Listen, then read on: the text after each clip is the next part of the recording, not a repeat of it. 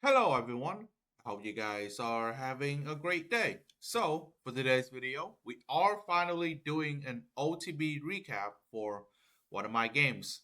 I've been playing a lot of tournaments recently, but haven't been annotating my games at all. So, finally we getting some recaps from my games. So this is one of my games for our school team qualifier, featuring my game against my good friend Hayden Collins. The last time we played Classical, I lost to him pretty badly, so I've been waiting to get my revenge. This time, I'm going to play my best opening and no more messing around. So please don't forget to like and subscribe if you like these OTB recap videos, and let's get started. So I know that my friend plays the English, aside from some E4 games, but recently he has been completely switched to playing the English. So he started with C4. I play E6, going to the again court defense with the intention of changing completely into a D4 territory. So knight C3, D5, and if he plays c4, which he did, it goes back to the queen's gambit decline, and I play c6, going into the accelerated semi-slav, and knight f3. And here I play I think it should be called a note boom variation. So I take on c4, which is it's not risky. It's sort of a sideline. But a lot of people actually don't know theory here because everyone plays in the regular semi-slav with knight to f6. But I have some other ideas in mind, so you will see in a second. So a4 preventing b5, because let's say if e3 is play, I will try to play b5, right? So bishop b4, and this is the difference of me playing the e6 ec6 early, is that I can go bishop b4, pinning the knight very early, and then the next move I can already play b5. And here my friend went for the fianchetto, so the Catalan, um, and I was fairly surprised because this opening is I specifically play it to counter the Catalan. And so if he goes in for it, then he for sure is. I'm sure that I'm still in prep, right? But my friend, he's sort of out of prep, and he doesn't really have any good ideas on what to do. So I already have very good chance to win the game. So the main line I just show you really quick is either e3, or most people play e4, and then here again I play bishop b4 because I can play b5, c takes b5, a takes b5, bishop d2, bishop takes, and now knight f6.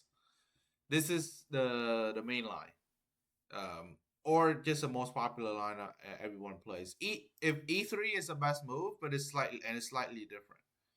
So here after g3, I play knight to f6, and he played knight to e5 immediately. And this is actually a move that I haven't encountered, since the move order was quite different from both sides. I expected him to play bishop g2, and I played knight bd7, castles, and queen c2, and nothing crazy happens. And once he's finally start to go for the pawn, then I could just play b5. But here I wasn't sure. So he played knight e5, immediately attacking my pawn, and I played b5 thinking that it was fine. And surprisingly, this is a mistake. I really thought that b5 was good in this scenario. And thankfully, it was bad because of theoretical reasons. Otherwise, I would have been punished, right? But I know that my friend doesn't really know any theory, so as long as I don't make like pretty obvious mistakes, then I'm still in the game. Um, And also another key move that I missed here, which would have actually just win me the game out of the opening, is knight to e4. I didn't really pay attention, right? Because he went for the fiend cattle setup. But the problem here is that his d4 pawn becomes very weak, and there are actually no good ways to try to protect both. So the knight here is currently attacked twice, and you have to protect it because otherwise I'm going to take twice, and your king and your rook is forked. And if you protect it with bishop d2, I queen takes d4. I have queen takes d4 here. But even better is knight takes f2, right? And after the king takes and queen takes d4, you with 2 free pawns.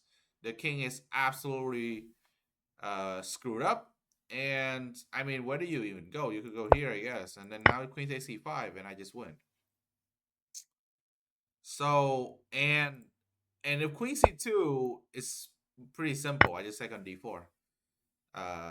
So there's nothing really going on here, right? So I think let's say knight f3. I just take this and something like this. I could even allow bishop b2 and then take on g7, and I would still be much better.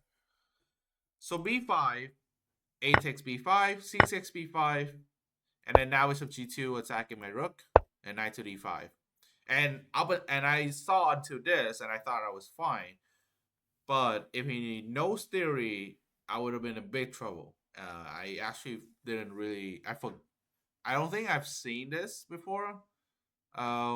Or it's just that the move order is different. So my memory is mixing up a little bit. So queen to c2 was play, and this is inaccurate because I mean, if he plays this, I could just take. I thought he would play bishop d2, and then he takes, but turns out he didn't do that. The correct move is actually to castle here, and after bishop c3. Now the difference is that the bishop hasn't developed, so castles bishops a3, and now this is a problem of not having a dark square bishop. Is that White has a ton of conversation with the bishop pair.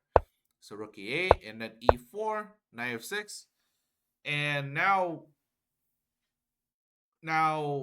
White is basically saying, okay, you get one of my pawns, but your pawn structure is just gonna be stuck here for a very long time because you don't have a dark square bishop, and my bishop is gonna dominate this diagonal forever. Yeah, and so it would have been pretty hard for me to win, but again, my friend, he didn't really know any theory about d4, so I did not run into any of those. So queen c2. Now I get a chance to play bishop b7, castles, and a6, and I was able to solidify my position. So it goes back to what I know, and I thought that there shouldn't be anything crazy. And here he plays knight to e4. Uh, Looking at g5 and c5 here, I wasn't sure which one he was going for. So I ended up playing a6, which is a pretty inaccurate move. I actually thought for a little bit here because I thought that somehow I was scared of a nice sack on f7, let's say, and it could actually be very annoying even if it doesn't work. But turns out I should have kept developing my pieces since I'm not really taking that much space in the center, right? And my knight on d5 is doing something, but it's being pinned to the bishop potentially. So yeah, so fighting for center control here is very crucial because it will give me some better chances to do other stuff. And so I should have played knight c6. Uh, After knight takes and bishop takes, I mean, this is completely fine. This is if he takes my knight, then this is exactly what I want, right? So, but I was somewhat scared of knight takes f7 and then knight g5. But turns out black is just winning. Black is completely fine because you play knight f3. Now I just play h6, and I'm completely fine here. Or actually here, queen e8 is better. Ace a6 will run to some of this, and queen f8 is okay, but there's no reason to, allowing all of that. But anyways, I play h6, which is actually not that bad of a move, but it does equalize the position when I was supposed to be better here. So b3 was play, and I play c3. Now I knew that c takes b3 was better, right? I knew that I could just take it and keep playing, because here after queen takes b3, I could just castle, and now there's really nothing else to attack, right? But I wasn't sure if I wanted to keep the c file open because I don't really know if I can actually contest it. So here there's a line something here like knight d3, bishop e7, and then knight ec5, bishop c6, right? And now knight back to e5, and then bishop c5 takes, and here I will eventually give the bishop pair, right? And actually here, if white gains back the pawn, it's actually white that's going into trouble, because now I actually get a ton of activity with knight, and now my knight is very, very active. This c5 pawn is not going to survive for very long. So I wasn't sure if I wanted to go for this. Now, one weakness that I have is that I really don't want to give back the pawn when I'm up, when I know I got it for free. Right? And so I didn't really want to go to any of this. I thought after this and here, I thought this is somewhat equal. I wasn't really evaluating correctly, but I didn't even know. So again, I can't really blame it. But c3 keeps the game very complicated, and I thought c3 would also be equally good. It might be a slightly worse, right? But it doesn't really change that much.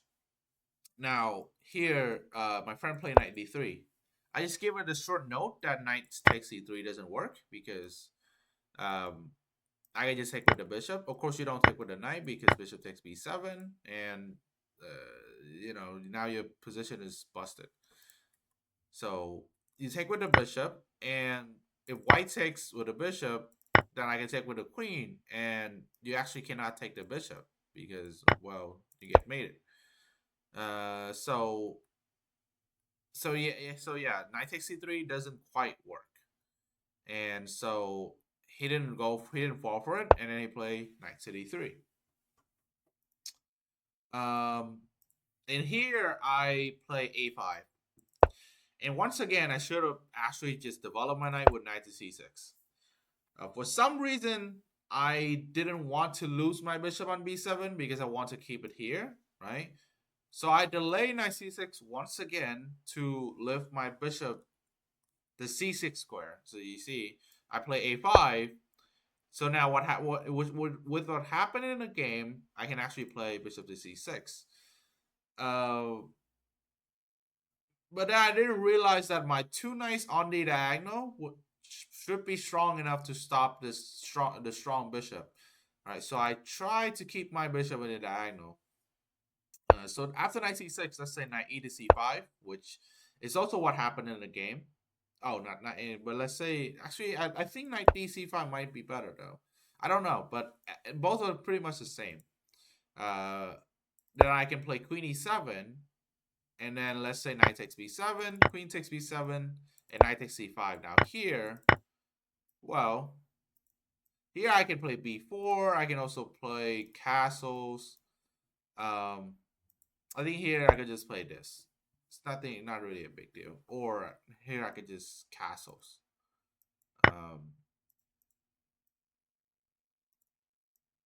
But I think b4 is just logical, right?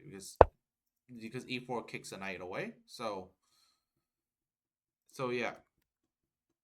So I play a5, and like once again another inaccurate move that now allows my friend to actually play the game.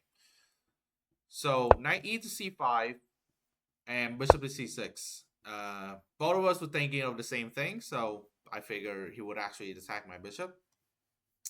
He wanted to remove it, so yeah, it's just pretty logical. But the problem that with a5 is not because of knight ec5, but now the problem here is that after bishop c6, knight e5, right? So before, I actually should have taken this, which if I did, I think I might fall right into the forcing line. But here, apparently, the only move that allows me to be better is the immediate knight to b4. So here, if bishop takes, bishop takes is not really a good move. So, but if knight takes b7, then I actually have knight takes c2, knight takes d8, knight takes a1, bishop takes a8, and I can actually just take this. And here I'm better because I have a passed pawn, and this pawn is going to fall.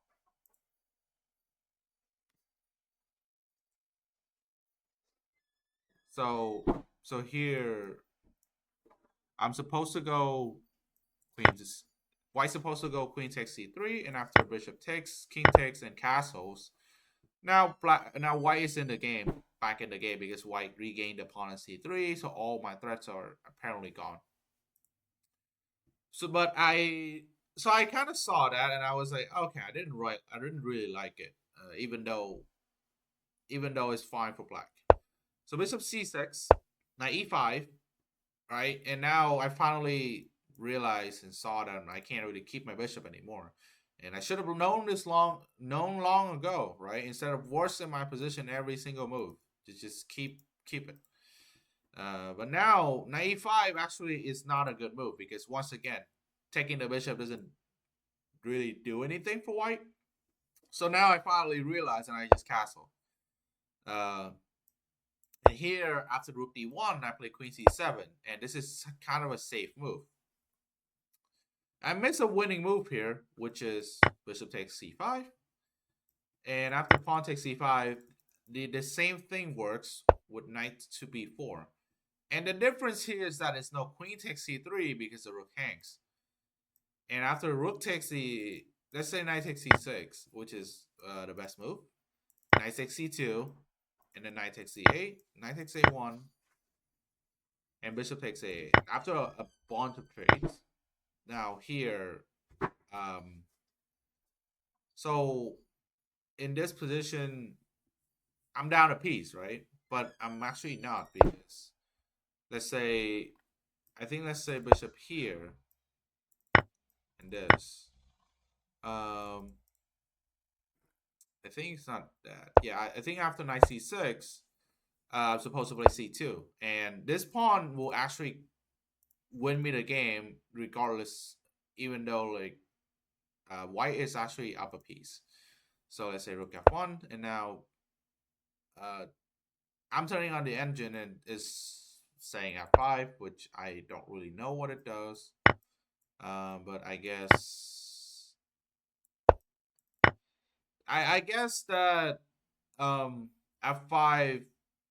I don't really know what f5 does, but I wouldn't see this. I would not be able to give up the piece and figure out that I'm still winning. I'm completely winning. So I went for the safe move. Queen c7 is still a very good move, and there's nothing really wrong with it. So I'm still better here.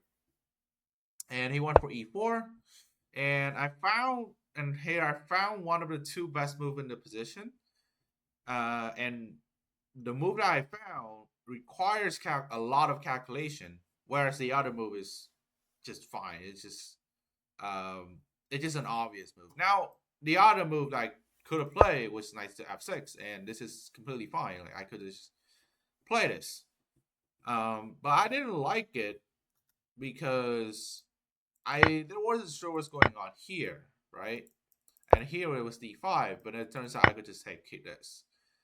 And after pawn takes, queen takes, d5, I have knight d5. And surprisingly enough, even before here, this pawn is not capturable because the bishop takes f2. And so And so I was like, okay, knight f6 works. But if he doesn't go to any of that, and he just developed the bishop, which was the whole point I was trying to keep the knight on d5, then it kind of gets annoying, and I kind of have to figure out where to move the queen. And the best move here is queen e7. But if you look at my position, it's actually a little bit passive, right? My knight is tied down to the bishop, and the bishop can't really move. And it is going to be slightly hard for me to get some activity here, because once I do, I will pretty much just win the game. But it is a little bit hard, and I wasn't sure what's going on. So here after queen c7 and e4, I went for one of the best moves. Bishop takes c5. And here there's only one move that gives white chances to be in the game, even though white is still worse. But he didn't find the best continuation and play knight takes c6. Now, I just want to give a quick note that the best move here is e takes c5. Now, and reason is after bishop takes c5, and after a lot of trades, white is able to regain the pawn on c3. And, you know, that's okay, because but now you look at this position after bishop d6, and let's say the queen trade and bishop e3. Now what happened is it was actually not even equal material. I'm actually still up a pawn. Oh, wait a second. Where was I up a pawn? Oh, because I'm still up a pawn because I took the pawn here. So yeah, I'm still better because I'm still up a pawn, and I have a free pass a pawn. And so, I mean, this endgame should be pretty easy for me to win. So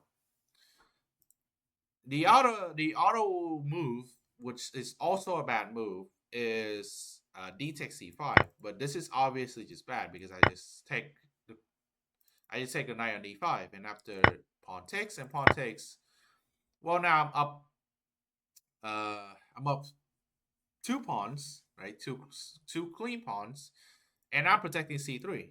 So it's not really that much going on for white. When white tries to gain back this pawn, well, yeah. Now I looked through the engine, and it say rook to d8 is best move, which sometimes I just don't really understand. But the whole point is that after the bishop trades, there's nothing going on with, like, the pawn of c3 is way too strong. So c takes c6, and here, yeah, g5.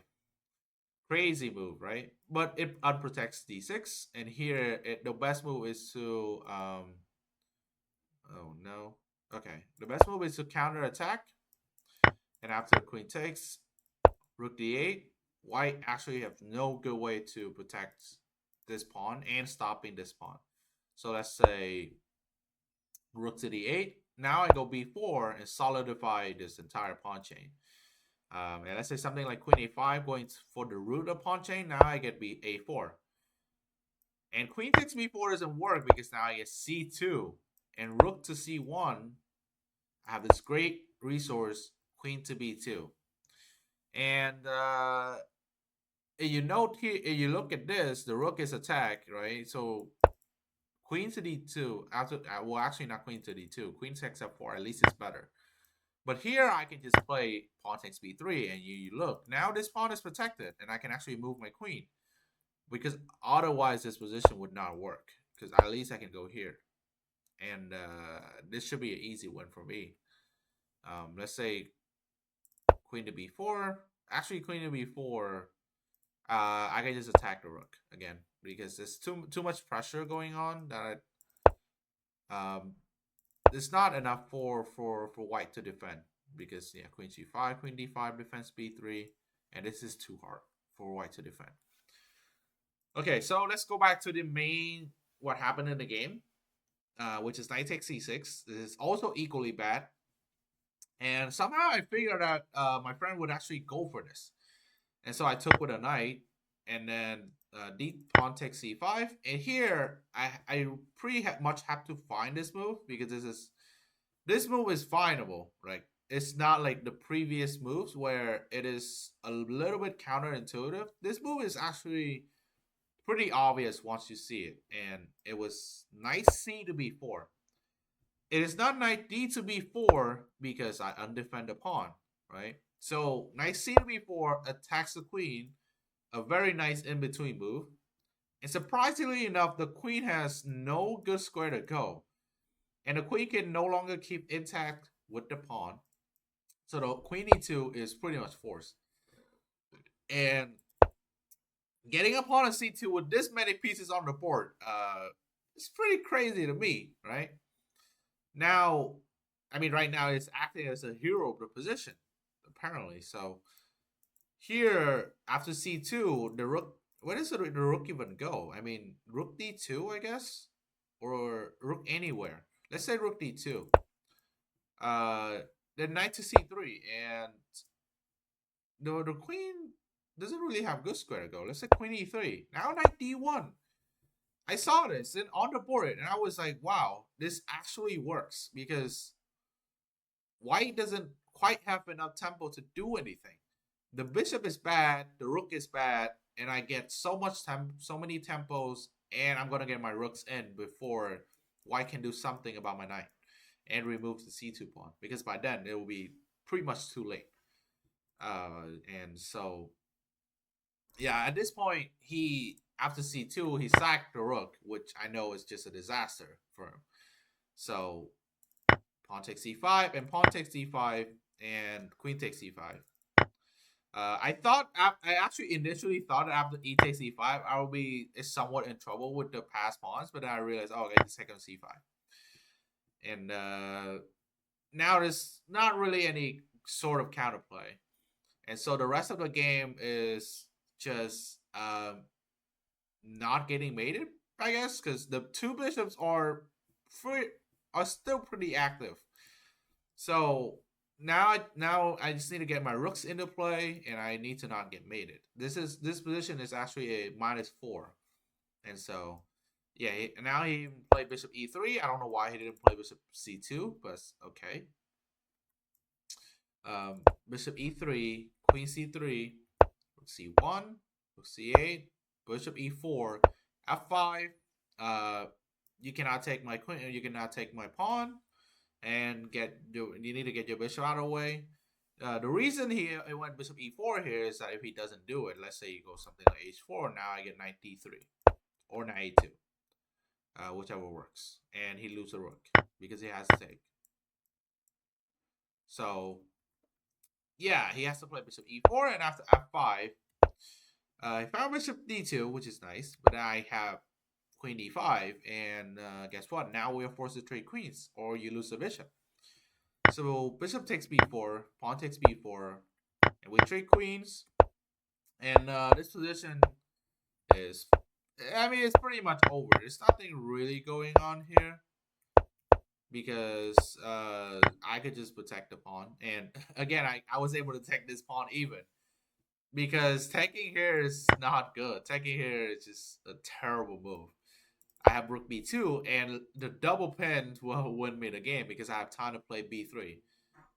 So let's say king b1, king d1. I could actually just play b3, and bishop takes. If we trade rooks here, I'm pretty much just winning. Now I have another pass pawn, and there's absolutely nothing that white can do to really stop it.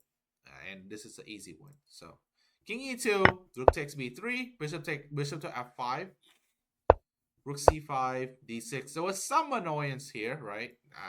I still have to be careful of this pawn because this position can turn at any point. So rook to c3 is still not quite dangerous yet, because I still have, my queen is close enough to the pawn.